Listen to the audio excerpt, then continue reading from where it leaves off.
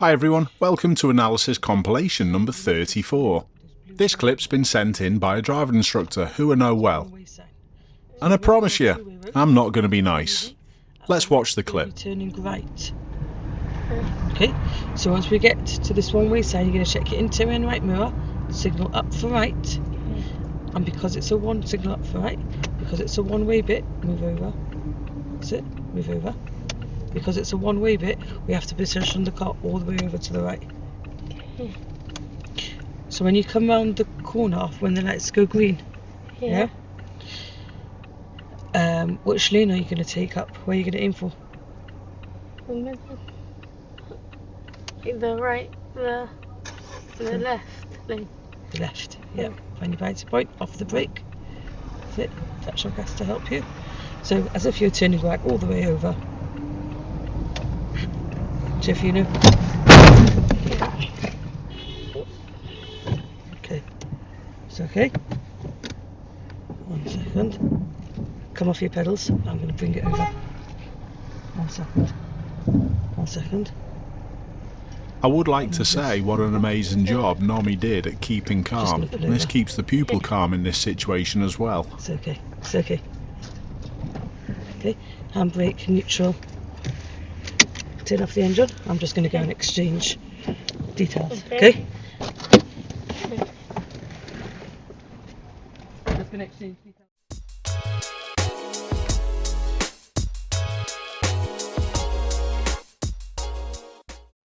The pupil's pretty obviously at an early standard, and in any case, any pupil at any standard wouldn't bear any responsibility. It's down to the instructor. So, how do you think Nomi did? This light at the side changes now, and it's approximately 5 seconds until this light in front changes to green. As you move away, you should have a little glance right and left, just to make sure there's no people coming through on red. But even I don't think I would have checked this late after the lights had changed. Would you have? I think I would have had a little check right and left at this point. And now I would have got on with the turn. Nomi got to the brakes at this particular frame, but the collision hasn't happened yet.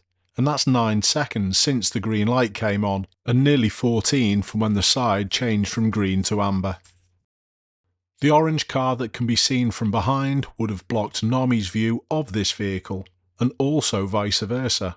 The only saving grace was the speed that the learner moved away. Because they were a little slower than the other vehicles, it definitely stopped a heavy side impact. There's not many of these clips that I analyse where one party couldn't have done a fair bit better, but this is one of them.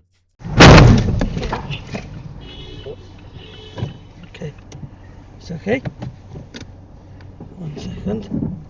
Come off your pedals. I'm going to bring it over. 1 second. 1 second. Let me just going to pull over. It's okay. It's okay. Okay, handbrake, neutral.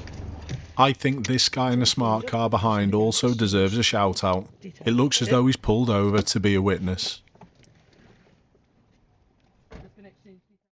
Here's another clip where my viewer couldn't have done much more to avoid a collision.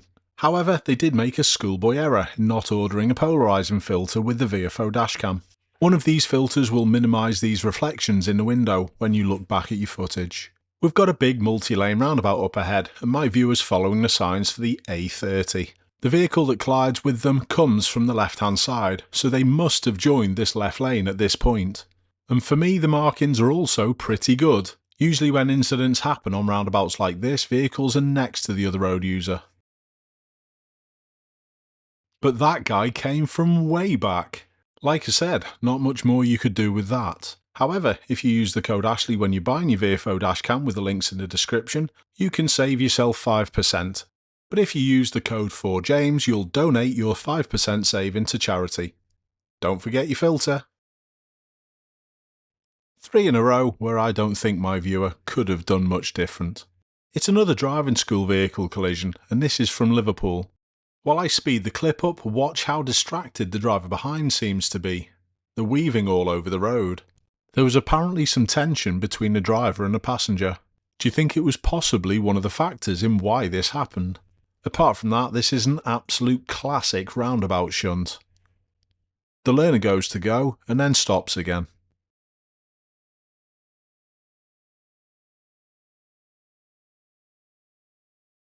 Let's go over the collision again in a little more detail. This roundabout can be quite busy at certain times of the day, but it looks about right for just before 2 p.m. This is also an automatic vehicle, just so you can understand how easy it was for the student to start to go. I don't know whether there was any verbal or physical control to tell the student to wait, but it was the correct decision. Two things happen at once that are crucial to this analysis. The driver behind is looking to the right as they start to move forward, and there's also an Ocado van coming round the inside of the roundabout. And like I said, it's the correct decision to tell the student to wait. The Ocado van could have been sliding off to the left for this junction in front. You must give way to both lanes coming round the roundabout.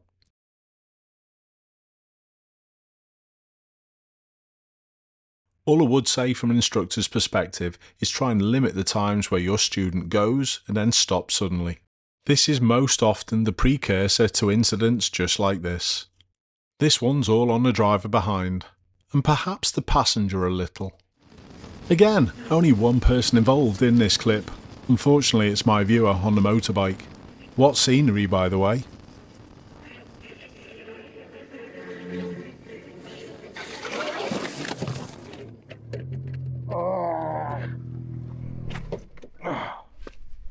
Thankfully, I've never done this, but it is easily done. Target fixation and not looking where you want to end up. Thankfully, my viewer wasn't hurt too bad, and his bike wasn't damaged too much either. Let's have a look again. I personally think my viewer is a little close to this Audi, and because of this, when the driver of the Audi slows down, my viewer reacts to them and not the whole corner. My viewer's doing 55 miles per hour at this point, but when they exit the corner, they're doing 46. They weren't slow enough prior to arrival. And this has now pushed them close to the curb on the right, and target fixation takes over. If you look there, you'll end up there.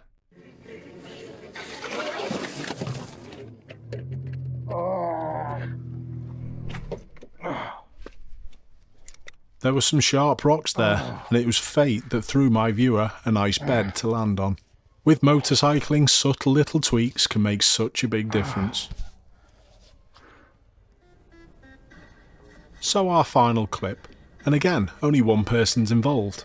And it's this guy who's just walked out of the chippy.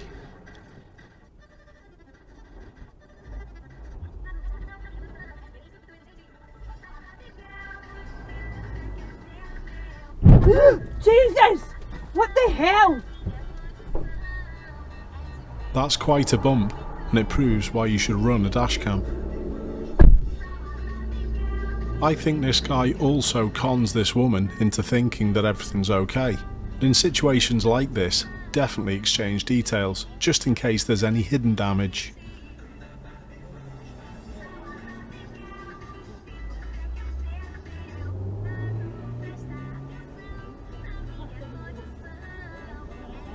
You can tell by this lady's body language that she's not happy, and she goes in the chip shop to get someone else's advice.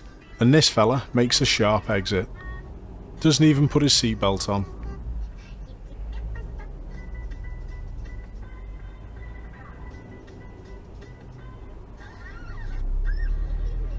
I've had this clip for ages, and it was a part of my memory storage malfunction, so I don't even know the outcome of this clip. Please let me know if you've got an update.